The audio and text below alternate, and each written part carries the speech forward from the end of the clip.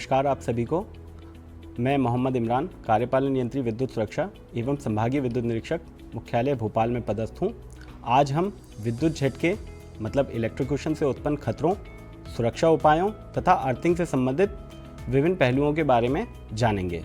तो चलिए हम शुरुआत करते हैं हमारे मॉड्यूल 1 से, जिसमें हम जानेंगे कि लोगों को बिजली से होने वाले खतरों के बारे में जागरूक करना, इलेक्ट्रोक्यूशन की स्थिति में जीवन रक्षक तकनीकों को समझाना, सुरक्षा उपकरणों जैसे miniature circuit breaker MCB, residual current device RCD, ELCB और फ्यूज़ की कार्यप्रणाली को समझना, बचाव उपायों, प्राथमिक उपचार और सुरक्षा से जुड़े नियमों की जानकारी, अर्थिंग सिस्टम के प्रकारों और उनके महत्व को बताएंगे।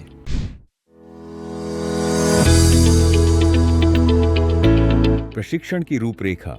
हमने इस प्रशिक्षण को 4 मॉड्यूल्स में विभाजित किया है, जिनमें प्रत्येक में महत्वपूर्ण जीवन रक्षक तकनीकों और सुरक्षा उपायों के बारे में बताया गया है। मॉड्यूल 1, विद्युत झटका और सुरक्षा। इस मॉड्यूल में हम जानेंगे विद्युत झटका, इलेक्ट्रोक्यूशन के बारे में और इसके प्रभावों, कारणों तथा बचाव उपायों पर ध्यान केंद्रित करेंगे। मॉड्यूल 2, जीवन रक्षक, प्राथमिक उपचार और सुरक्षा उपकरण।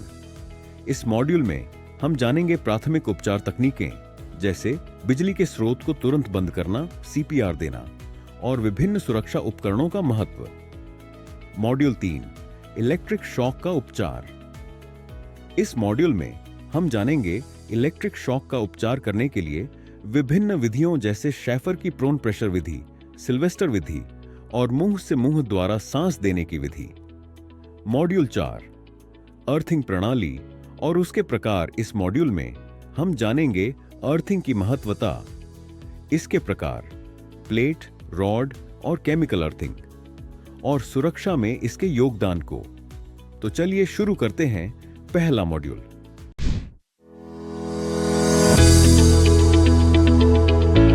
तो शुरुआत करते हैं हम अपने मॉड्यूल 1 में, जिसमें हम जानेंगे कि इलेक्ट्रोक्यूशन क्या है, विद्युत करंट तथा उसके प्रभाव क्या होते हैं, मानव शरीर पर विद्युत झटके का क्या क्या प्रभाव हो सकता है एवं उससे बचाव के क्या क्या तरीके हो सकते हैं।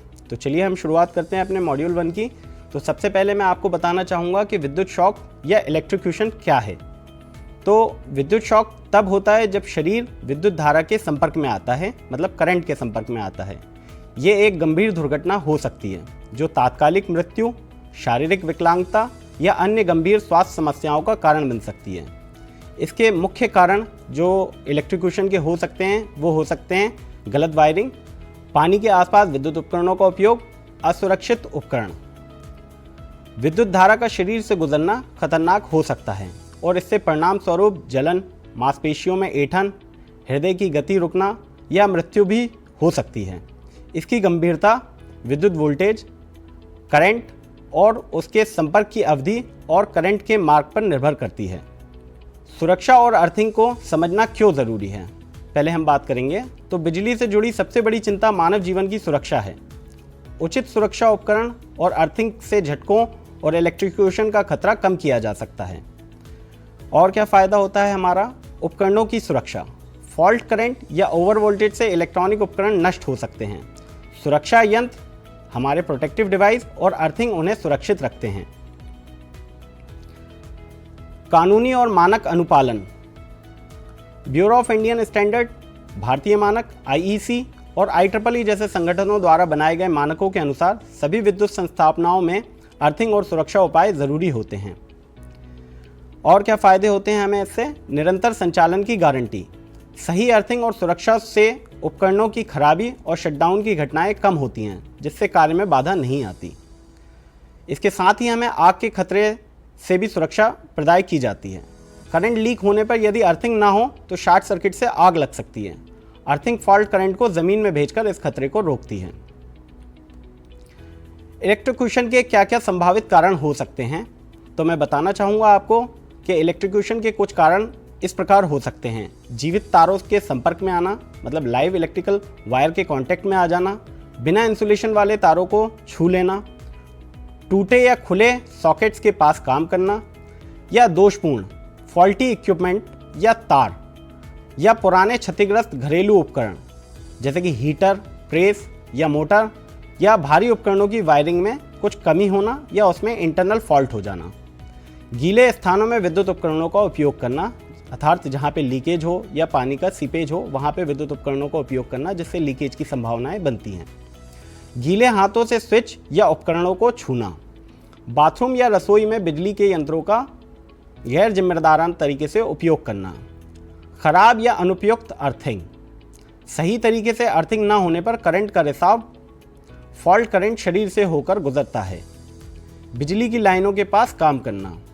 मानव शरीर पर विद्युत झटके का क्या प्रभाव होता है? तो मानव शरीर पर यदि किसी व्यक्ति को करंट लगता है, विद्युत स्पर्शघात होता है, तो इस स्थिति में 4-5 संभावनाएं हो सकती हैं। नंबर 1 पे मांसपेशियों में ऐंठन हो सकती है, मसल स्पाज्म हो सकते हैं।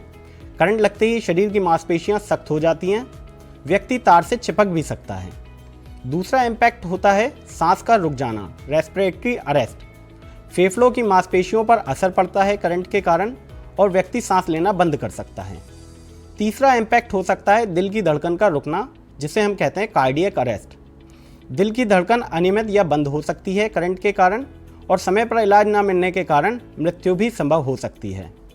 चौथा इम्पैक्ट जो होता है करंट के कारण वो होता है जलन और ऊतक की क्षति, Burns and tissue damage. Current के प्रवेश और निकान स्थान पर जलन होगी, त्वचा, स्नायु और अंगों को गहरी क्षति और बर्न्स हो सकता है। पांचवा इम्पैक्ट होता है नर्वस सिस्टम पे, जिसमें हमारा भ्रम, चेतना का खो जाना या दीर्घकालीन तंत्रिका क्षति हो सकती है। ये हमारा डिपेंड करता है कि विद्युत का झटका जितने अधिक वोल्टेज पर और जितने अधिक समय तक रहेगा उसका प्रभाव उतना ही गंभीर होगा। Effect of electric current on human body, अगर हम इस बात पे बात करेंगे तो हमेशा हमको ये देखा जाता है कि जिस भी व्यक्ति को विद्युत स्पर्शघात होता है उसके शरीर पे हमेशा 2 जगहों पे निशान होंगे। पहला एंट्री वाउंड कहलाएगा और दूसरा एग्जिट वाउंड कहलाएगा। एंट्री पॉइंट मतलब जहाँ से करंट का कांटेक्ट हुआ वो पॉइंट होगा और एग्जिट पॉइंट जहाँ से करंट अर्थ हुआ है बॉडी के माध्यम से वो पॉइंट कहलाएगा। तो एंट्री पॉइंट मतलब हमारी ऐसी लोकेशन जहाँ से करंट हमारी बॉडी में प्रवेश किया है, या तो हाथ हो सकता है या पैर हो सकता है, डिपेंडिंग ऑन द कॉन्टैक्ट, कहाँ से हमारा कॉन्टैक्ट हुआ। एग्जिट पॉइंट जहाँ से करंट हमारी बॉडी से प्रवाहित होने के पश्चात अर्थ होगा वो हमारा एग्जिट पॉइंट कहलाएगा।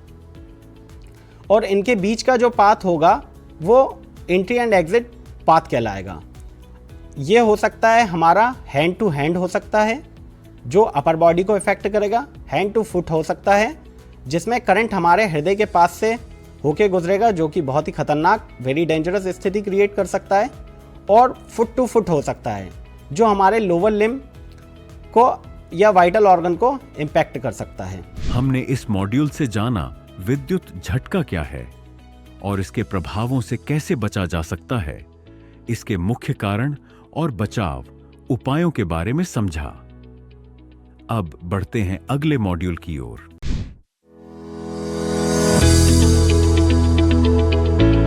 अब हम हमारे मॉड्यूल 2 पर आएंगे। मॉड्यूल 2 में हम जानेंगे जीवन रक्षक प्राथमिक उपचार, life saving first aid technique, सुरक्षा उपकरण अर्थात protection device, circuit breaker, RCD residual current device, ELCB अर्थ लीकेज सर्किट ब्रेकर, अर्थिंग का महत्व तथा अर्थिंग की विभिन्न प्रकार की तकनीकें।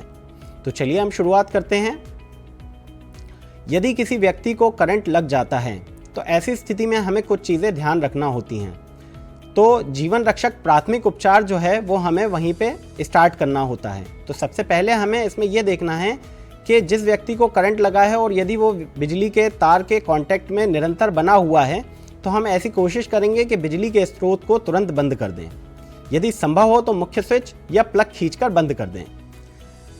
और यहाँ पे हमें ये भी ध्यान रखना है कि पीड़ित को हटाते समय हमेशा हमें गैर चालक वस्तु से उसे हटाना है। कभी भी हमें मेटेलिक पार्ट का उपयोग जो करंट से पीड़ित व्यक्ति है उसको हटाने में नहीं करना है। हमें हमेशा नॉन मेटेलिक पार्ट का उपयोग करना है, जैसे कि लकड़ी, प्लास्टिक या रबर की छड़ी। इनके माध्यम से हमें पीड़ित व्यक्ति को बिजली के स्रोत से अलग करना है। जैसे ही हम उसको अलग करेंगे तो हम उसकी प्रतिक्रिया और सांस की जांच करेंगे। यदि पीड़ित बेहोश है, यदि अनकॉन्शियस हो गया है, तो यह जांचेंगे कि वो सांस ले रहा है अथवा नहीं ले रहा है। इसके साथ ही हम ये भी सुनिश्चित करेंगे कि हम तुरंत एम्बुलेंस को कॉल कर दें, और मेडिकल सहायता तुरंत आवश्यकता होती है, इसलिए हम इसमें देर ना करें। कोशिश करेंगे कि यदि व्यक्ति की चेतना बनी हुई है तो हम उसे CPR कार्डियोपल्मोनरी रिससिटेशन शुरू करें यदि ज़रूरत होगी तो। इसकी प्रोसेस में ये होता है कि छाती पर जोर से और तेज़ी से दबाव दें, हर 30 प्रेस के बाद 2 सांसें दें, और यदि हमारे पास में वहाँ पर स्थल पर AED ऑटोमेटेड डिफिब्रिलेटर उपलब्ध है तो उसका उपयोग हम उसको सांस देने में कर सकते हैं। AED का उपयोग दिल की धड़कन को दोबारा शुरू करने के लिए किया जाता है। अब हम पढ़ेंगे सुरक्षा उपकरणों के बारे में। तो सुरक्षा उपकरण जो सामान्यतः हमारे द्वारा उपयोग किए जाते हैं विभिन्न प्रकार के स्थानों पे, वो होते हैं सर्किट ब्रेकर। सर्किट ब्रेकर क्या करता है, अधिक करंट या शॉर्ट सर्किट होने पर अपने आप विद्युत आपूर्ति को बंद कर देता है। दूसरा हमारा होता है RCD, जिसे हम कहते हैं रेजिडुअल करंट डिवाइस। यदि करंट ज़मीन में लीक होता है या कोई व्यक्ति करंट के संपर्क में आता है तो तुरंत बिजली काट देता है। ये लीकेज करंट पर वर्क करता है, रेजिडुअल करंट पर वर्क करता है। इसके बाद में हमारा आता है अर्थ लीकेज सर्किट ब्रेकर, जिसको हम ELCB कहते हैं। अर्थिंग लाइन में लीकेज करंट होने पर बिजली को बंद कर देता है। लीकेज करंट पर यह हमारा काम करता है। भारतीय मानक के अनुसार ELCB और RCD कितने प्रकार की हो सकती है। तो पहली हमारी होती है वोल्टेज ऑपरेटेड ELCB। ये अर्थ मतलब पृथ्वी पर लीकेज वोल्टेज का पता लगाता है, और जब यह निर्धारित सीमा से अधिक हो जाता है तो आपूर्ति को कट कर देता है। इसके साथ में डिसएडवांटेज ये है कि ये पुरानी टेक्निक है और अब बहुत कम उपयोग होती है। इसके स्थान पर हमारी करंट ऑपरेटेड ELCB, जिसको हम RCCB भी कहते हैं, उपयोग की जाती है। इसको लाइव और न्यूट्रल करंट में अंतर लीकेज करंट का पता लगाता है, और लीकेज करंट निर्धारित मान जो हमारी RCCB अवेलेबल है मार्केट में, जो भारतीय मानक ने हमको दर्शाई गई हैं, वो 30 मिली एम्पियर, 100 मिली एम्पियर और 300 मिली एम्पियर के उपलब्ध होती हैं। यदि करंट इससे अधिक होता है तो ये सर्किट को बंद कर देता है। अब हमारा आता है RCCB residual current circuit breaker. ये विशेष रूप से अर्थ फॉल्ट और लीकेज करंट के खिलाफ सुरक्षा के लिए डिज़ाइन किया गया है। ओवरलोड या शॉर्ट सर्किट से सुरक्षा नहीं देता। इसके साथ MCB की आवश्यकता होती है। इसके बाद हमारा आता है RCBO residual current breaker with over current protection. RCBO में जो है हमारा RCCB और MCB दोनों की कार्यक्षमताओं का संयोजन है। मतलब ये कंबाइंड फंक्शन करता है RCCB और MCCB का। इसमें अर्थ फॉल्ट, ओवरलोड और शॉर्ट सर्किट से हमको सुरक्षा प्रदान की जाती है। इससे संबंधित विभिन्न भारतीय मानक जो हैं वो हैं हमारा Indian standard 12640 part 1 2000, IS 12640 part 2 2008, RCBO for house hold and similar uses. अब हमारी ओल्ड टेक्निक कहलाती है फ्यूज। फ्यूज जो होती है हमारी अत्यधिक करंट प्रवाह होने पर तार पिघलकर सर्किट को खोल देता है। ये हमारी ऑब्सोल्यूट टेक्नोलॉजी हो चुकी है जो सामान्यतः अब उपयोग में नहीं की जाती है। इसके स्थान पर MCB या MCCB या सर्किट ब्रेकर का उपयोग किया जाता है। सर्ज प्रोटेक्टर वोल्टेज बढ़ने से उपकरणों की रक्षा करते हैं, जैसे बिजली गिरने पर। फिर हमारा होता है डबल इंसुलेटेड उपकरण। ऐसे उपकरण जिनमें अतिरिक्त इंसुलेशन होता है ताकि करंट शरीर तक ना पहुंचे। अब हम जानेंगे कि अर्थिंग का क्या महत्व है। तो अर्थिंग के महत्वों में जब हम बात करते हैं तो सबसे पहला ये हमको उपलब्ध कराता है मानव जीवन की सुरक्षा, safety of human life. Earthing शरीर में करंट जाने से रोकती है और झटके से बचाव करती है। ह्यूमन बॉडी का रेजिस्टेंस अर्थिंग रेजिस्टेंस से कई ज़्यादा होता है। ऐसी स्थिति में करंट शॉर्टेस्ट पाथ को चूज करते हुए अर्थ हो जाता है और मानव जीवन की सुरक्षा सुनिश्चित की जाती है। उपकरणों की सुरक्षा वोल्टेज में उतार चढ़ाव या फॉल्ट की स्थिति में उपकरणों को नुकसान से बचाती है। आग के खतरे को कम करती है अर्थिंग। यदि करंट लीक होता है तो अर्थिंग फॉल्ट करंट को ज़मीन में भेज देती है, जिससे आग नहीं लगती, शॉर्ट सर्किट नहीं हो पाता। बिजली के सिस्टम को स्थिरता अर्थात stability of electrical system provide करती है हमारी अर्थिंग। एक अच्छी अर्थिंग प्रणाली से पूरे सिस्टम की कार्यक्षमता और सुरक्षा बनी रहती है। इसके साथ ही हमको कानूनी और मानक अनुरूप जो हमारे विभिन्न भारतीय मानक हैं तथा जो हमारे सेंट्रल इलेक्ट्रिसिटी अथॉरिटी के विभिन्न रेगुलेशन हैं उनके अनुसार अर्थिंग किया जाना अनिवार्य है। अर्थिंग की तकनीकें क्या क्या हो सकती हैं? जो सामान्यतः हम देखते हैं वो हो सकती है प्लेट अर्थिंग हो सकती है। लोहे या तांबे या जीआई की प्लेट को ज़मीन में गहराई तक गाड़ा जाता है और नम मिट्टी व कोयले से घेरा जाता है ताकि उसमें नमी बनी रहे। फिर हमारी होती है रॉड अर्थिंग। एक लंबी धातु की छड़, आमतौर पर कॉपर या जस्ती लोहा गैल्वेनाइज आयरन को ज़मीन में ठोका जाता है। फिर हमारी होती है पाइप अर्थिंग। एक गैल्वेनाइज आयरन पाइप को नम मिट्टी में गाड़ा जाता है जिससे बड़ी मात्रा में करंट को पृथ्वी में प्रवाहित किया जा सके। लेटेस्ट में हमारे पास में जो आई है वो केमिकल अर्थिंग होती है। इसमें लो रेजिस्टेंस मिश्रण का उपयोग किया जाता है जो नमी बनाए रखता है और लंबे समय तक एक अच्छा कंडक्शन करता है।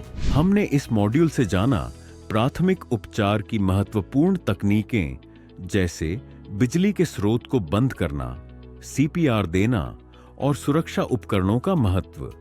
अब बढ़ते हैं अगले मॉड्यूल की ओर।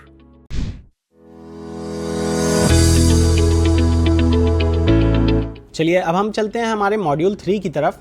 मॉड्यूल 3 में हम जानेंगे, अभी हमने जाना कि विद्युत का करंट कैसे लग सकता है और उसके क्या क्या इम्पैक्ट हो सकते हैं। अब हम जानेंगे यदि किसी व्यक्ति को विद्युत स्पर्शघात होता है अर्थात इलेक्ट्रिक शॉक लगता है तो उसके क्या क्या उपचार हो सकते हैं। जो हमारे भारतीय मानक 5216 पार्ट 2 जिसमें हमको दर्शाया गया है वेरियस लाइफ सेविंग टेक्निक, उससे हम जानेंगे कि क्या क्या विधियां हमारी आर्टिफिशियल रिससिटेशन की हो सकती हैं। तो इसमें हमारी कुछ विधियां बताई गई हैं, जैसे कि शेफर की प्रोन विधि, होल्गन निल्सन मेथड जिसको arm lift back pressure method भी कहा जाता है, सिल्वेस्टर मेथड जिसे arm lift chest pressure method कहा जाता है, hip lift back pressure method, Eve की रॉकिंग मेथड और last one is mouth to mouth method, मुंह से मुंह द्वारा सांस देने की विधि। इसके साथ ही हम जानेंगे कि सीपीआर का इतिहास क्या है तथा सीपीआर की प्रोसेस क्या है। तो चलिए हम शुरुआत करते हैं। जो हमारी विभिन्न तकनीकों को बताता है वो हमारा इंडियन स्टैंडर्ड 5216 पार्ट 2 जो 1982 में रीअफर्म्ड हुआ है 2005 में, जो recommendation on safety procedure and protection in electrical works part 2 life saving technique को दर्शाता है। सामान्यतः हम जानते हैं यदि विद्युत दुर्घटना होती है तो उसके 3 इम्पैक्ट हो सकते हैं। पहला हो सकता है यदि व्यक्ति ऊंचाई पर कार्य कर रहा है, पोल अथवा किसी ऊंची जगह पर, तो वहां से गिर सकता है विद्युत स्पर्शघात होने के कारण, या आंतरिक शॉर्ट सर्किट होने पर आग लग सकती है, या व्यक्ति को इलेक्ट्रिक शॉक लग सकता है। तो हमें इनमें एक्सट्रीम केयर लेने की आवश्यकता है ताकि हम किसी भी प्रकार की दुर्घटनाओं को रोक सकें। यदि किसी व्यक्ति को इलेक्ट्रिक शॉक लग जाता है तो हमें कुछ चीज़ें ध्यान रखना है। सबसे पहली चीज़ जो हमें ध्यान रखना है वो ये है कि ऐसे व्यक्ति को हमें संपर्क से हटाना है। यदि व्यक्ति अब भी विद्युत उपकरण के संपर्क में है तो तुरंत विद्युत सर्किट को बंद करना है। यदि सर्किट को तुरंत बंद करना संभव नहीं है तो बिना समय गंवाए व्यक्ति को करंट प्रवाहित वाले संपर्क से हटाए जाने की कोशिश करना है। और हमें ये भी ध्यान रखना है कि पीड़ित के शरीर को नंगे हाथों से नहीं छूना है। यदि उपलब्ध हो तो रबर के दस्ताने का उपयोग करना है। यदि रबर के दस्ताने उपलब्ध नहीं हैं तो वहाँ पे सूखे कपड़े जैसे कि कोट, शर्ट आदि या 3 या 4 अधिक परतों में मोटे पेपर, सूखे अखबार से व्यक्ति को अपनी तरफ विद्युत से हटाना है। लकड़ी की छड़ या झाड़ू के डंडे जो कि नॉन मेटेलिक हो, उससे भी पीड़ित को करंट से अलग करने के उपयोग किया जा सकता है। पीड़ित को हटाते समय हमें यह भी ध्यान रखना है कि हम स्वयं सूखी लकड़ी की पट्टी, स्टूल, मोटे सूखे अखबारों के बंडल या सूखे बोरे पर खड़े रहें ताकि हमारा अर्थ से संपर्क कम से कम रहे। चलिए अब हम शुरुआत करते हैं हमारी विभिन्न प्रकार की आर्टिफिशियल रिससिटेशन की तकनीकों के बारे में। तो सबसे पहली मेथड जो है हमारी वो होती है शेफर की प्रोन विधि। शेफर की प्रोन प्रेशर विधि जो है, इसमें मरीज को पेट के बल लिटाया जाता है। एक हाथ को सिर के ऊपर सीधा फैलाया जाता है, दूसरा हाथ कोहनी से मोड़ा हुआ हो, चेहरा बाहर की ओर घुमा हुआ हो और दूसरा हाथ या बाह के ऊपर टिका हुआ हो। ध्यान दें कि नाक और मुंह सांस लेने के लिए खुले हुए हों। मतलब जब हम व्यक्ति को लिटाएंगे तो हमें ये भी ध्यान रखना है कि उसकी नाक और मुंह जो है, जो उसके सांस लेने के द्वार हैं, वो खुली हुई अवस्था में हों और उसमें किसी भी प्रकार का ऑब्स्टेकल आदि ना हो।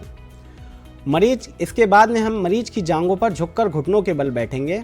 अपने घुटनों को कूल्हों से इतनी दूरी पर रखें जिससे सही स्थिति बन सके। अपनी हथेलियां मरीज की पीठ के निचले हिस्सों पर रखेंगे। उंगलियां पसलियों पर टिकाएंगे। छोटी उंगली सबसे निचली पसली को छूती रहे और अंगूठा और उंगलियां स्वाभाविक स्थिति में रहें और उंगलियों के सिरे दिखाई ना दें। बाहें सीधी रखते हुए अपने शरीर को धीरे धीरे आगे झुकाएं। अपने शरीर का वजन धीरे धीरे मरीज पर डालें जिस व्यक्ति को विद्युत स्पर्शघात हुआ है। आगे झुकने के अंत में आपके कंधे हाथों की एड़ी के ठीक ऊपर हों। अपनी कोहनियों को ना मोड़ें। आपकी कोहनियाँ जो हैं वो इस स्थिति में ही रहना चाहिए हमेशा, इससे ये बेंड नहीं होना चाहिए। आगे की गति लगभग 2 सेकंड में पूरी होना चाहिए। अब तुरंत पीछे की ओर झुकें ताकि दबाव पूरी तरह से हटा लिया जाए। पहले हम व्यक्ति पर प्रेशर डालेंगे, फिर उसको हम हटाएंगे। 2 सेकंड के बाद फिर से आगे की ओर झुकें। इस संपीड़न और ढील की दोहरी प्रक्रिया को प्रति मिनट 12 से 15 बार सावधानी पूर्वक दोहराना है।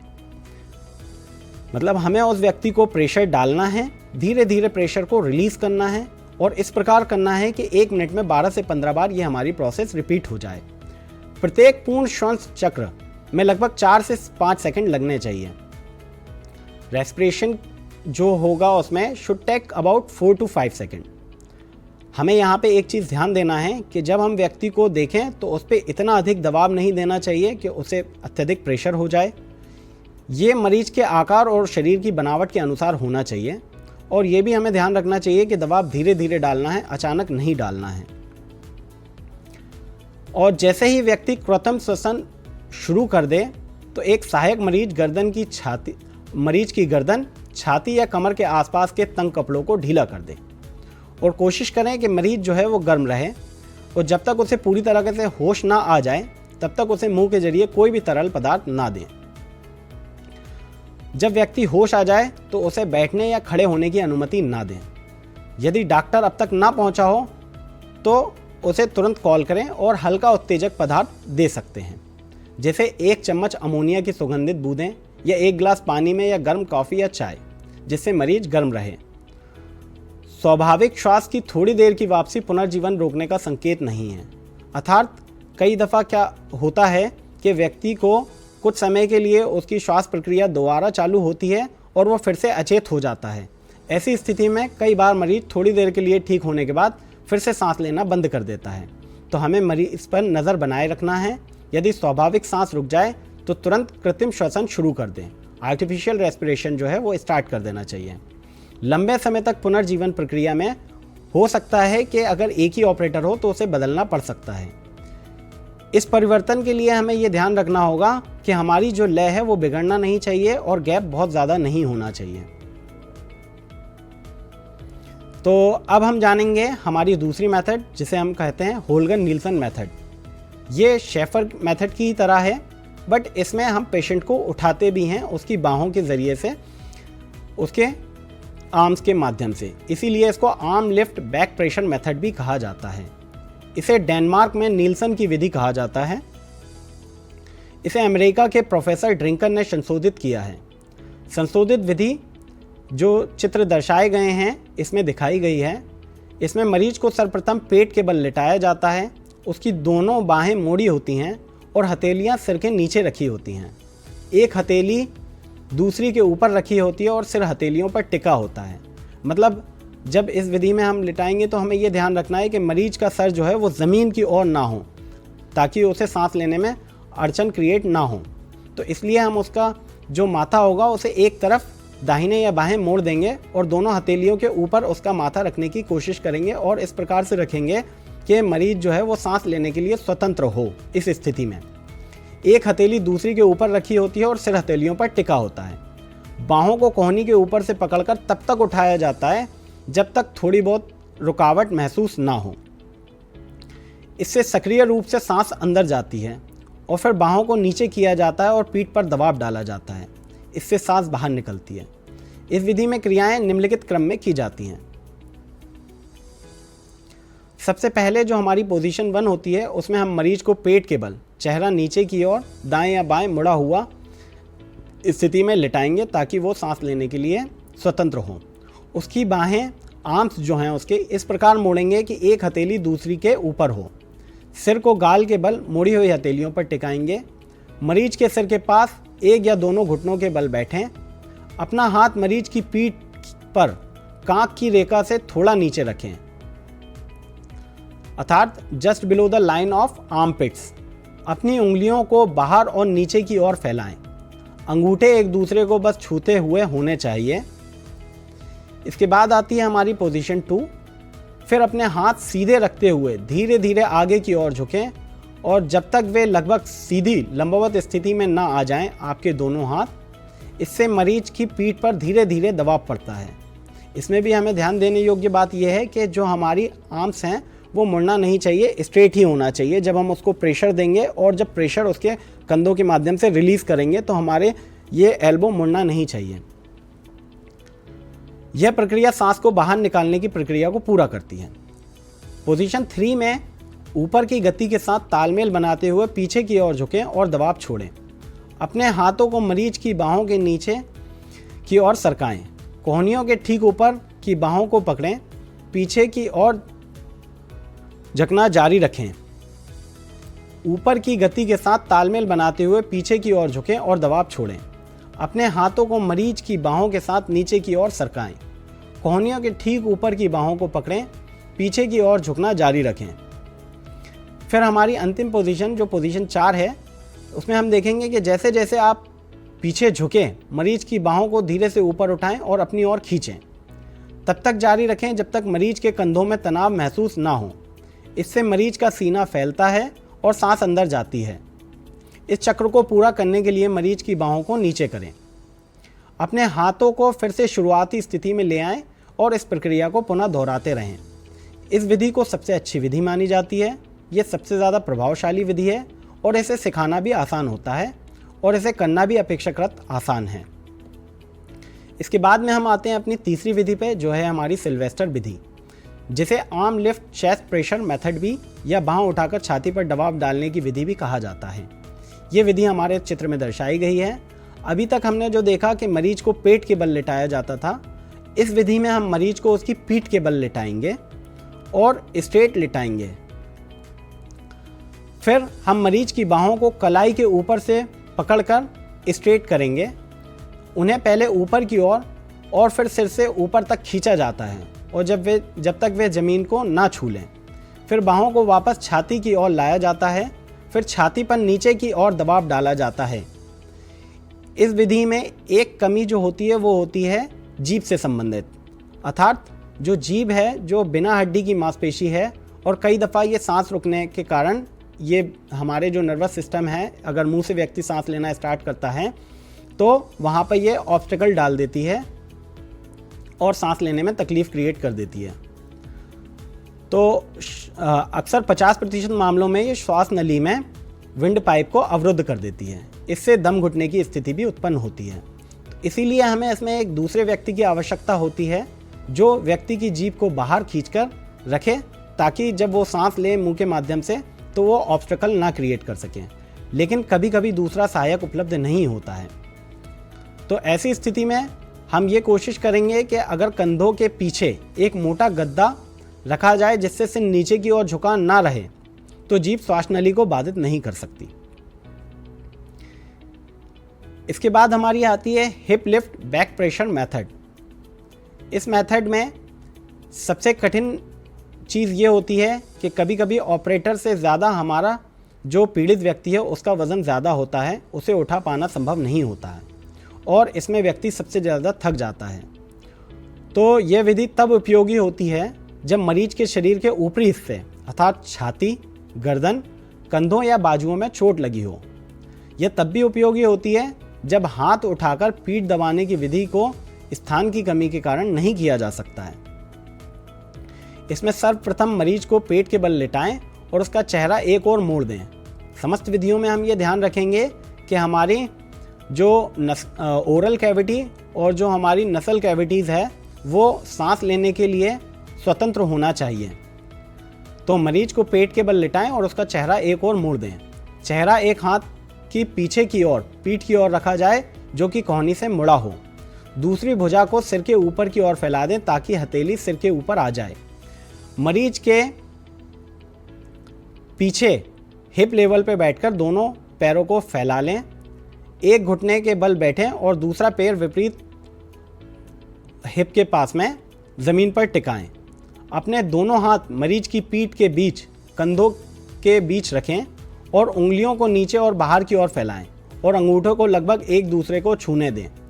धीरे धीरे आगे झुकें और अपने शरीर का वजन धीरे धीरे और समान रूप से नीचे की ओर डालें जब तक प्रतिरोध महसूस ना हो। दबाव को तुरंत छोड़ें और अपने हाथ हटा लें। पीछे की ओर झुकें और अपनी उंगलियों को मरीज के हिप की हड्डियों के नीचे सरकाएं। बाहों को सीधे रखते हुए मरीज के कूल्हों को लगभग 10 से 15 सेंटीमीटर तक उठाना है। हिप उठाते समय अपनी कोहनियों को नहीं मोड़ना है, इससे फेफड़ों में हवा खिंचती है और इस चक्र को लगभग 12 चक्र प्रति मिनट की दर से हमको करना है। यदि एक दूसरा व्यक्ति उपलब्ध हो तो वह एक उठाने के चक्र के बाद पहले व्यक्ति को बदल सकता है। इसके बाद हमारी आती है ईव रॉकिंग मेथड, जिसको ईव की झुलाने वाली विधि भी कहा जाता है। इस विधि में मरीज को स्ट्रेचर पर पेट के बल लिटाया जाता है। उसके हाथों को स्ट्रेचर की फ्रेम में बांध दिया जाता है। फिर स्ट्रेचर को बार बार 45 डिग्री नीचे और 45 डिग्री ऊपर झुकाकर मरीज को झुलाया जाता है। ऐसे विशेष झुलाने वाले स्ट्रेचर सामान्यतः आसानी से उपलब्ध नहीं होते हैं, तो हम किसी अन्य मजबूत चीज़ जो वहाँ पे उपलब्ध हो, लकड़ी या लोहे की बेंच, ऐसी चीज़ों का भी उपयोग कर सकते हैं। हालांकि इस उद्देश्य के लिए हल्के 2 पहियों वाले हाथ गाड़ियों का उपयोग भी किया जा सकता है। यह विधि अपनाने योग्य है और बच्चों के मामले में यह बहुत सरल होती है, क्योंकि ऑपरेटर जो होता है वो बच्चों को अपनी बाहों में पकड़कर इसी तरह झुलाता है। यह दावा किया गया है कि इस विधि में झुलाने की प्रक्रिया से शरीर और मस्तिष्क में रक्त का संचार को बढ़ावा मिलता है और मरीज की शीघ्र रिकवरी हो सकती है। अब हम हमारी आते हैं अंतिम मेथड पे, जिसे माउथ टू माउथ मेथड, मुंह से मुंह द्वारा सांस देने की विधि कहा जाता है। इसमें हम पीड़ित को उसकी पीठ के बल लिटाते हैं। यदि संभव हो तो उसका सिर थोड़ा नीचे की ओर रखते हैं। पीड़ित के कंधों को नीचे मुड़ा हुआ कोड या इस प्रकार की कोई वस्तु सही स्थिति बनाए रखने में मदद करती है, जो वहाँ हमारे आसपास उपलब्ध हो, उस पर हम उसका सर रख देते हैं। फिर सिर को पीछे झुकाएं ताकि ठुड्डी सीधी ऊपर की ओर इशारा करे। फिर जो हमारी विधि दर्शाई गई है उस स्थिति में पीड़ित के जबड़े को पकड़ें और तब तक ऊपर उठाएं जब तक कि निचले दांत ऊपरी दांतों से ऊपर ना आ जाएं। फिर कान के पास दोनों ओर जबड़ों पर उंगलियां रखें और ऊपर की ओर खींचें। पुनर्जीवन प्रक्रिया के दौरान जबड़े की स्थिति बनाए रखें ताकि जीभ वायु मार्ग को अवरुद्ध ना कर सके। हमें यहाँ पे भी ये ध्यान देने वाली बात है कि हमें ये देखना है कि ज़बान जो है वो ऑब्स्टेकल क्रिएट ना करे श्वसन की प्रक्रिया के दौरान। अब गहरी सांस लें और पीड़ित के मुंह पर अपना मुंह रखें ताकि हवा का रिसाव ना हो, कहीं से हवा का लीकेज ना हो। यदि शिशु हो तो 20 बार प्रति मिनट की दर से हम उसे सांस दें। पीड़ित की नाक को अपने अंगूठे और उंगली से बंद करें या अपने गाल से नथुनों को दबा दें ताकि जो हम मुंह से सांस दे रहे हैं वो नाक के माध्यम से वापस ना निकले। यदि सीधे संपर्क करने में हिचकिचाहट हो तो अपने और पीड़ित के बीच एक छिद्रयुक्त कपड़ा रखें। हो सकता है कि जिसे व्यक्ति को विद्युत स्पर्शघात हुआ हो और हम उसे माउथ टू माउथ देना चाह रहे हों, परंतु कुछ स्थिति में ऐसा भी संभव है कि व्यक्ति द्वारा गुटखा खाया गया हो या उसके मुंह से अत्यधिक बदबू आ रही हो या अन्य कोई कारण हो। तो ऐसी स्थिति में हम जो भी उसके पास में ऑब्स्टेकल हैं उनको बाहर निकालेंगे।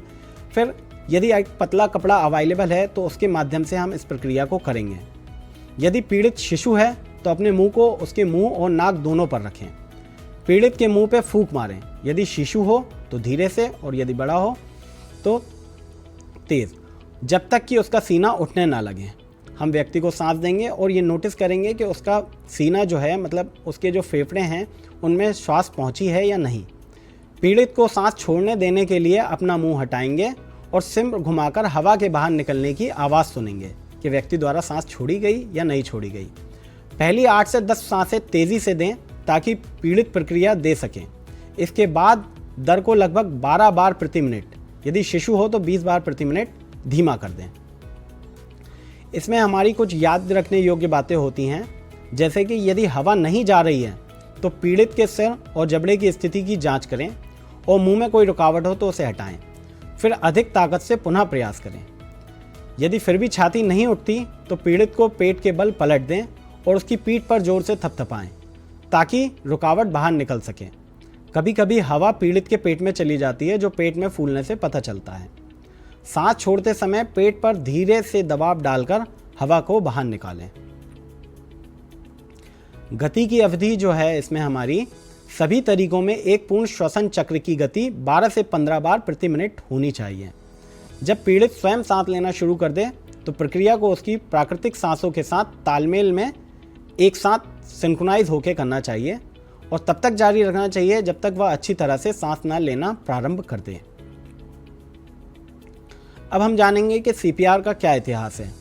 सीपीआर एक बहुत इंपॉर्टेंट मेथड है जो आजकल हर जगहों पे देखने को मिलती है। तो कृत्रिम श्वास देने की प्रक्रिया है ये। तो कृत्रिम श्वास देने की अवधारणा 1500 के दशक से मौजूद है। 18वीं सदी में डूबते हुए पीड़ितों के लिए मुंह से मुंह सांस देना सुझाया गया था। 1956 में डॉक्टर जेम्स एलम और डॉक्टर पीटर साफन ने मुंह से मुंह द्वारा सांस देने की प्रभावशीलता को प्रमाणित किया। 1960 में आधुनिक सीपीआर छाती पर दबाव और सांस लेने का संयोजन विकसित हुआ। अमेरिकन हार्ट एसोसिएशन AHA ने 1970 के दशक में सीपीआर को अपनाया और आम जनता को प्रशिक्षण देना शुरू किया। आज सीपीआर एक वैश्विक जीवन रक्षक तकनीक है जिससे चिकित्सा पेशेवरों और आम जनता दोनों को सिखाया जाता है ताकि आवश्यकता अनुसार इसका उपयोग किया जा सके और किसी की जान बचाई जा सके। अब हम जानेंगे कि सीपीआर क्या है। तो सीपीआर का पूर्ण रूप जो है वो कार्डियोपल्मोनरी रिससिटेशन है। यह एक आपातकालीन जीवन रक्षक तकनीक है जिसका उपयोग तब किया जाता है जब हृदय धड़कना बंद कर देता है।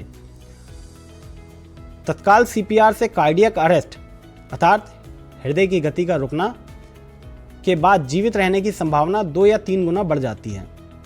सीपीआर में छाती पर दबाव और सांस देने की तकनीक का संयोजन होता है जिससे महत्वपूर्ण अंगों तक रक्त और ऑक्सीजन की आपूर्ति बनी रहती है। छाती पर दबाव डालने से मस्तिष्क और हृदय तक रक्त संचार में मदद मिलती है। जब सामान्य सांस रुक जाती है तो सांस देने से फेफड़ों को ऑक्सीजन मिलती है। यहाँ हमें ध्यान देना चाहिए कि सीपीआर बिना देर किए हुए तुरंत शुरू करना चाहिए और जब तक जारी रखना चाहिए जब तक कि पेशेवर चिकित्सा सहायक स्थल पर ना पहुँच जाएं या मेडिकल हेल्प ना पहुँच जाए।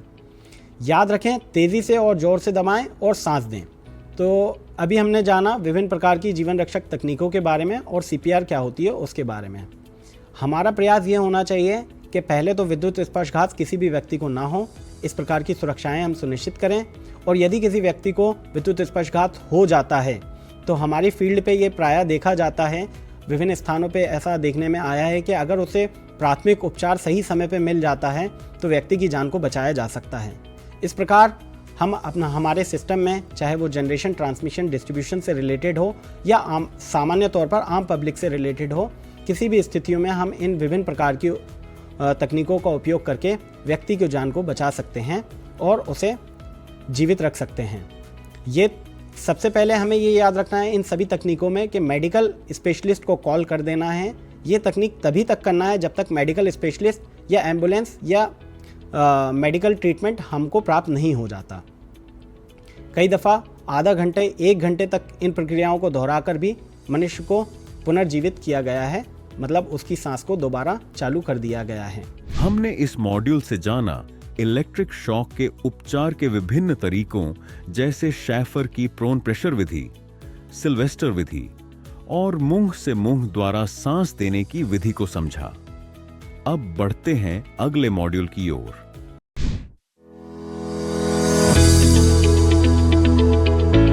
चलिए, तो अब हम अपने मॉड्यूल 4 की ओर चलेंगे।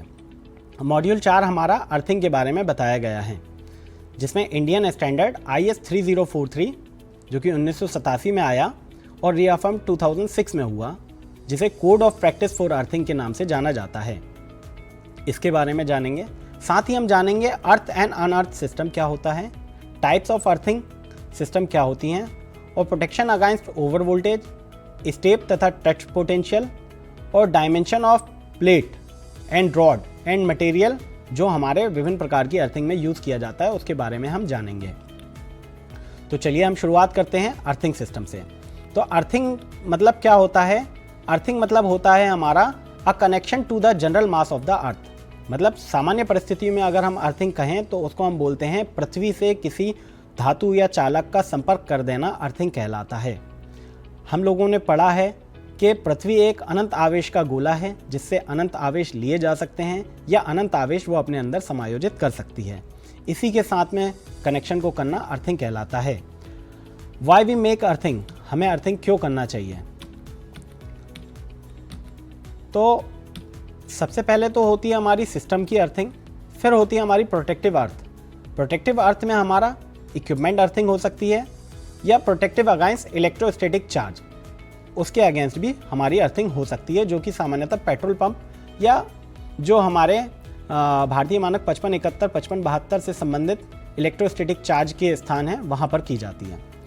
To minimize electromagnetic interference between power and control and communication system, earthing इसलिए भी की जाती है ताकि इलेक्ट्रोमैग्नेटिक इंटरफेरेंस को कम किया जा सके between power and communication system, और ये हमको प्रोटेक्शन प्रोवाइड करती है ओवर वोल्टेज से, और ये हमें हेल्प करती है लिमिट करने में स्टेप तथा टच पोटेंशियल को। सिस्टम अर्थिंग जो होती है उसमें दो प्रकार के सिस्टम हो सकते हैं, या तो ग्राउंडेड सिस्टम हो सकता है या अनग्राउंडेड सिस्टम हो सकता है। ग्राउंडेड सिस्टम जो होता है उसमें हमारा सॉलिडली ग्राउंडेड हो सकता है, मतलब सॉलिडली अर्थ हो सकता है, या रेजिस्टेंस ग्राउंडेड या रेजिस्टेंस अर्थिंग हो सकती है, या फिर हमारी रिएक्टेंस ग्राउंडेड या रिएक्टेंस अर्थिंग हो सकती है, या ग्राउंडेड वाया ट्रांसफार्मर जिसे हम अर्थिंग ट्रांसफार्मर कह सकते हैं, उसके माध्यम से हो सकती है। यहाँ पे विभिन्न प्रकार के solidly grounded, resistance grounded with grounding transformer and resistor तथा रिएक्टेंस ग्राउंडेड सिस्टम को दर्शाया गया है। एडवांटेज ऑफ ग्राउंडेड सिस्टम, यदि अर्थिंग होगी सिस्टम में सॉलिड तो उसके क्या क्या फ़ायदे हैं? तो सबसे पहला फ़ायदा तो यह है कि सेफ्टी उपलब्ध कराती है, बैलेंस वोल्टेज उपलब्ध कराती है, और resistance grounding limit fault current को सीमित रखती है, फॉल्ट को डिटेक्ट करने में और क्लियर करने में सहायक होती है, high sensitive to earth fault होती है, कंटिन्यूस सर्विस प्रोवाइड करती है, लिमिट करती है ओवर वोल्टेज को इक्विपमेंट पे और हमारे उपकरणों की सुरक्षा प्रदान करती है। और एक और हमारा महत्वपूर्ण भाग ये करती है, अर्थिंग सिस्टम हमारी जो होती है वो 3 सिंगल फेज सिस्टम उपलब्ध कराती है। यदि हमारा, जैसे हम देखते हैं कि जो हमारे डिस्ट्रीब्यूशन ट्रांसफार्मर हैं वो प्राइमरी में डेल्टा में कनेक्टेड रहते हैं तथा सेकेंडरी में स्टार में कनेक्टेड रहते हैं। सेकेंडरी में जो हमारे स्टार कनेक्टेड रहते हैं उसमें RYB और N होता है, तो हमको 3 single phase system R2N, Y2N तथा B2N से प्राप्त हो जाते हैं। और 3 फेज सिस्टम के लिए हमें अगर अर्थ सिस्टम चाहिए तो RYBN, और अगर अर्थिंग नहीं चाहिए होती है तो RYB को हम कनेक्ट कर लेते हैं। तो ये भी इसका एक बहुत बड़ा एडवांटेज होता है। ये उपकरण की लाइफ को बढ़ा देती है अर्थिंग। और ground fault current provide an easy means for fault detection and location. Ungrounded system जो रहता है उसमें हमारा सिंगल टू ग्राउंड फॉल्ट नहीं हो सकता क्योंकि उसमें अर्थिंग हमने नहीं करी है। Lower short circuit current contribution to ground fault provide a high degree of service continuity but not service life of equipment, अर्थात अनग्राउंडेड सिस्टम से हमारी जो उपकरणों की लाइफ है वो कम होती है। इसके डिसएडवांटेज क्या हो सकते हैं अनग्राउंडेड सिस्टम के? तो सबसे पहला डिसएडवांटेज तो यह है कि अनबैलेंस वोल्टेज क्रिएट होता है। Over voltage so may cause damage to the equipment insulation, line to ground fault करना डिफिकल्ट हो जाता है। और अनबैलेंस जो होता है वो ओवर वोल्टेज में क्रिएट हो जाता है। अब हम पढ़ेंगे टाइप ऑफ अर्थिंग सिस्टम। तो अर्थिंग सिस्टम जो है हमारा, जो भारतीय मानक में दर्शाया गया है वो कुछ इस प्रकार से है कि TN-S, TN-C, TN-SC, IT system और TT सिस्टम। ये जो है हमारा, इसमें प्रथम शब्द जो होता है, फर्स्ट लेटर होता है, वो connection between earth and power supply equipment, या हमारा जनरेटर हो या ट्रांसफार्मर हो, उसको दर्शाता है। T मतलब होता है फ्रेंच वर्ड से लिया गया है जिसे टेरे कहा जाता है, direct connection of a power point with earth. T जहाँ पे भी दर्शाया गया होगा उसका मतलब होगा डायरेक्ट। I जहाँ पे भी दर्शाया गया होगा उसका मतलब होगा no point is connected with earth, that is isolation. The second letter indicate the connection between earth and electrical device being supplied. T हमारा डायरेक्ट हो गया, एन हो गया connection to earth via the supply network. फिर एक इसमें हमारा उपयोग होगा पेन कंडक्टर। तो पेन कंडक्टर ऐसा कंडक्टर होता है जो कंबाइंड फंक्शन रखता है protective conductor as well as neutral conductor के, उसे हम पेन कंडक्टर कहते हैं। यहाँ पे हमारा TNS और TNC सिस्टम दर्शाया गया है। तो TNS सिस्टम में हमारा P और N जो होता है वो सेपरेट कंडक्टर होता है और connected together only near the power source, और पावर सोर्स के पास में एक साथ कनेक्टेड रहता है, कंज्यूमर एंड में अलग अलग कनेक्टेड रहता है। TNC मतलब जो कंबाइंड नेटवर्क होता है हमारा, उसमें पेन कंडक्टर उपयोग किया जाता है, न्यूट्रल के स्थान पर PEN कंडक्टर उपयोग किया जाता है जो दोनों का फंक्शन परफॉर्म करता है।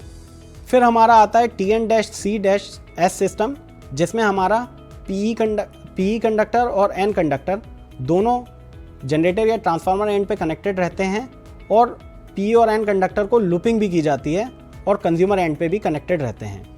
TT सिस्टम में हमारा PE कंडक्टर नहीं होता है, बल्कि कंज्यूमर प्रेमाइसेस को अलग से अर्थ प्रोवाइड किया जाता है और 3 फेज सिस्टम उपलब्ध कराया जाता है, जिसमें 3 फेज L1, L2, L3 तथा न्यूट्रल होता है। IT सिस्टम में हमारे न्यूट्रल भी नहीं होता है, सिर्फ RYB होता है और कंज्यूमर को उसके स्थल के पास में अर्थ करना होता है। यहाँ पर जनरेटर और ट्रांसफार्मर के पास में भी अर्थ नहीं किया जाता है, सोर्स एंड पे भी अर्थ नहीं किया जाता है। विभिन्न प्रकार के यहाँ पे उदाहरणों से आपको समझाया गया है कि यदि अर्थिंग नहीं होगी तो लीकेज, अगर उसमें इंटरनल फॉल्ट आता है इक्विपमेंट में और अगर वो सप्लाई से डायरेक्टली कनेक्टेड है तो किस प्रकार से हमें विद्युत स्पर्शघात हो सकता है।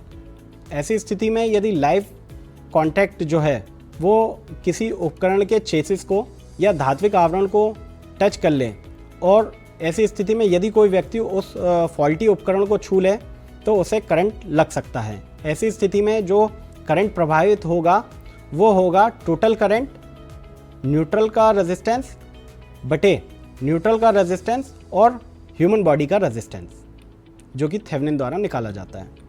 देखिए अब हम पढ़ेंगे प्रोटेक्शन अगेंस्ट ओवर वोल्टेज। तो अर्थिंग का एक महत्वपूर्ण उपयोग ये भी होता है कि हमको ओवर वोल्टेज से भी सुरक्षा प्रदान करती है। ओवर वोल्टेज 2 प्रकार से हो सकता है, या तो इंटरनल ओवर वोल्टेज हो जो सिस्टम से खुद ही क्रिएट किया जाता है, या एक्सटर्नल ओवर वोल्टेज हो सकता है जो किसी अन्य स्रोतों से आ सकता है हमारे पास में।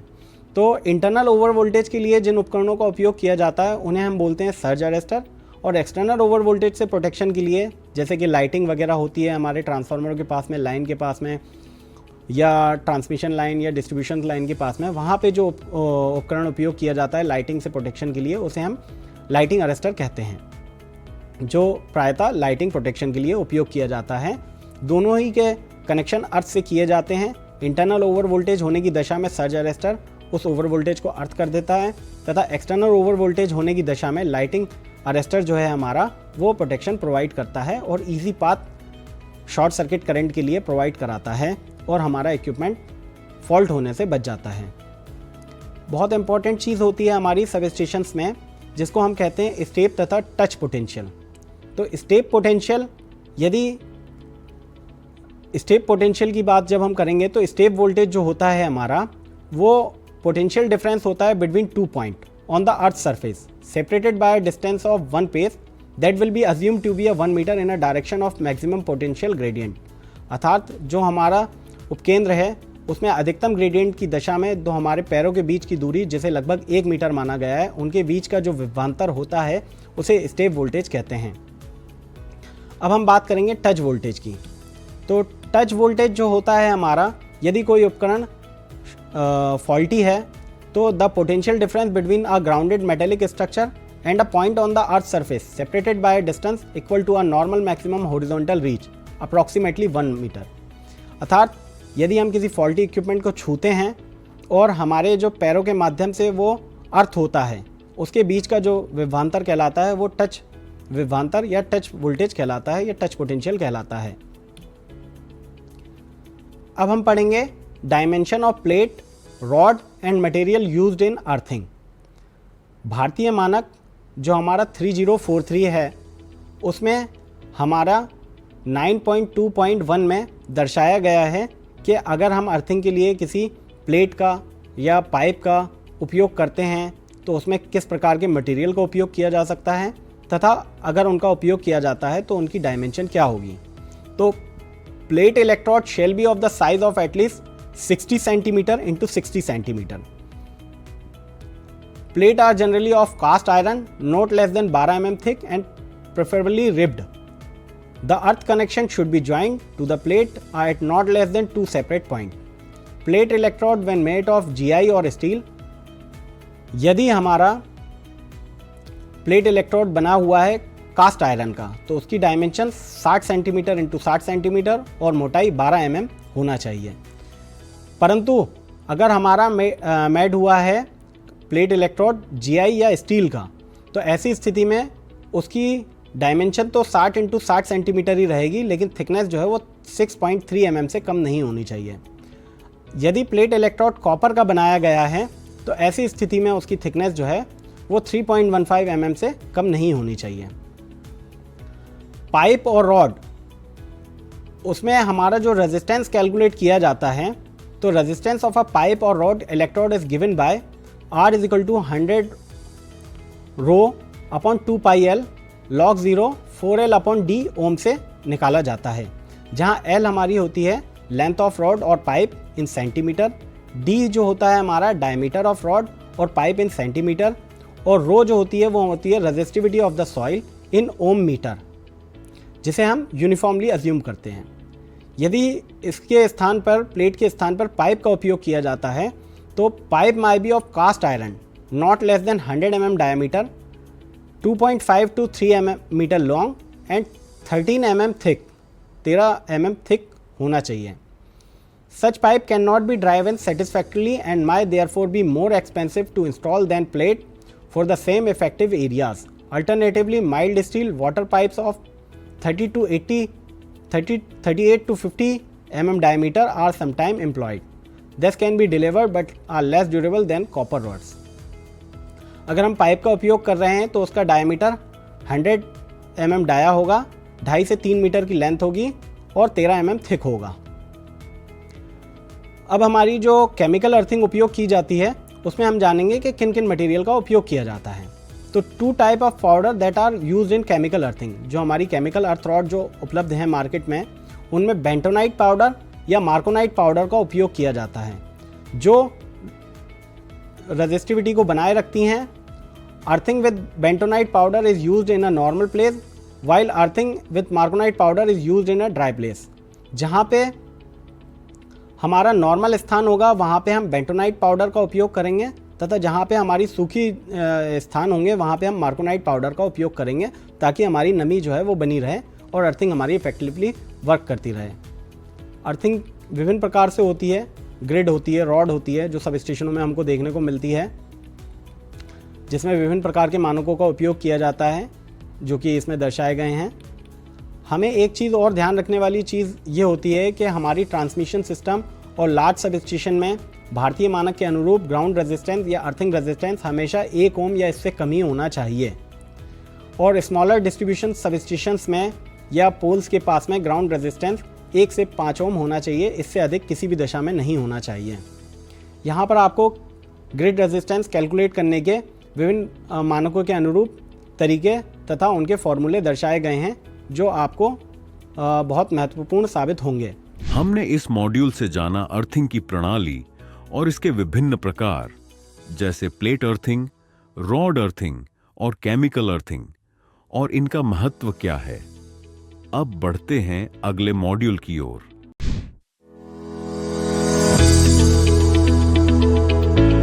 तो अभी तक हमने जाना कि विद्युत झटका और सुरक्षा तकनीकों का परिचय। तो शॉर्ट में अगर हम इसको समराइज करें तो विद्युत का झटका तब होता है जब विद्युत धारा शरीर से होकर गुजरती है, जिससे गंभीर चोटें या मृत्यु हो सकती है, या दोषपूर्ण वायरिंग, असुरक्षित विद्युत उपकरणों और पानी के संपर्क में आने से होता है। विद्युत झटके के प्रभाव में मांसपेशियों में ऐंठन, दिल की धड़कन का रुक जाना, जलन और तंत्रिका तंत्र की क्षति शामिल है। सुरक्षा तकनीकें जैसे अर्थिंग शरीर से करंट के प्रवाह को रोकती है, जिससे व्यक्ति और विद्युत उपकरण दोनों की सुरक्षा सुनिश्चित होती है। साथ ही हमने इसमें जाना कि जीवन रक्षक प्राथमिक उपचार और सुरक्षा उपकरण। विद्युत का झटका लगने पर पहले कदम के रूप में तुरंत विद्युत स्रोत को काटना चाहिए ताकि और कोई चोट ना लगे। पीड़ित को विद्युत स्रोत से अलग करने के लिए गैर चालक सामग्री का उपयोग किया जाना चाहिए। इसके बाद श्वसन की जांच करना और CPR शुरू करना महत्वपूर्ण है। सुरक्षा उपकरण जैसे सर्किट ब्रेकर, RCD और फ्यूज विद्युत शॉक को रोकने में मदद करते हैं, क्योंकि वे दोष के मामले में करंट को बाईपास कर देते हैं, अर्थ कर देते हैं। साथ ही हमने इस लेक्चर में जाना कि अर्थिंग प्रणाली तथा उनका महत्व। अर्थिंग एक महत्वपूर्ण सुरक्षा उपाय है जो विद्युत शॉक को रोकने के लिए विद्युत धारा को जमीन में प्रवाहित करने के लिए एक सुरक्षित मार्ग प्रदान करता है। यह विद्युत प्रणालियों को ऐसे दोषों से भी सुरक्षा प्रदान करता है जो आग या उपकरण की क्षति का कारण बन सकते हैं। अर्थिंग प्रणालियां जैसे प्लेट अर्थिंग, रॉड अर्थिंग और केमिकल अर्थिंग विभिन्न प्रकार की होती है। भारतीय मानक 3043 अर्थिंग प्रणालियों की उचित स्थापना और रखरखाव के लिए दिशा निर्देश प्रदान करते हैं ताकि सुरक्षा सुनिश्चित हो सके। तो इससे हमारा निष्कर्ष ये निकलता है कि विद्युत झटके से संबंधित जीवन रक्षक तकनीकों, प्राथमिक उपचार, सुरक्षा उपकरणों और उचित अर्थिंग प्रणालियों को समझना विद्युत दुर्घटनाओं को रोकने के लिए आवश्यक है। इन सुरक्षा उपायों को अपनाने से विद्युत की चोट और विद्युत स्पर्शघात के होने के कारण मृत्यु या उसके जो जोखिम हैं उनको महत्वपूर्ण रूप से कम किया जा सकता है, जिससे व्यक्तियों और विद्युत उपकरणों की सुरक्षा सुनिश्चित हो सके। धन्यवाद। आप सभी का बहुत बहुत धन्यवाद। आशा है कि ये जानकारी आपके लिए उपयोगी सिद्ध होगी। इसी विषय पर हमने एक प्रश्नोत्तरी भी आपके लिए तैयार की है। इस प्रशिक्षण से हमने सीखा विद्युत झटके के कारणों, इसके प्रभाव और बचाव उपायों के बारे में जाना, सुरक्षा उपायों और अर्थिंग के महत्व को समझा जो व्यक्ति और उपकरणों की सुरक्षा सुनिश्चित करते हैं। प्राथमिक उपचार की महत्वपूर्ण तकनीकें सीखी, जैसे बिजली के स्रोत को तुरंत बंद करना, पीड़ित को सुरक्षित करना, CPR देना और विभिन्न सुरक्षा उपकरणों सर्किट ब्रेकर, RCD, ELCB का महत्व समझा। इन उपायों से बिजली के झटके से होने वाली चोटों को कम किया जा सकता है।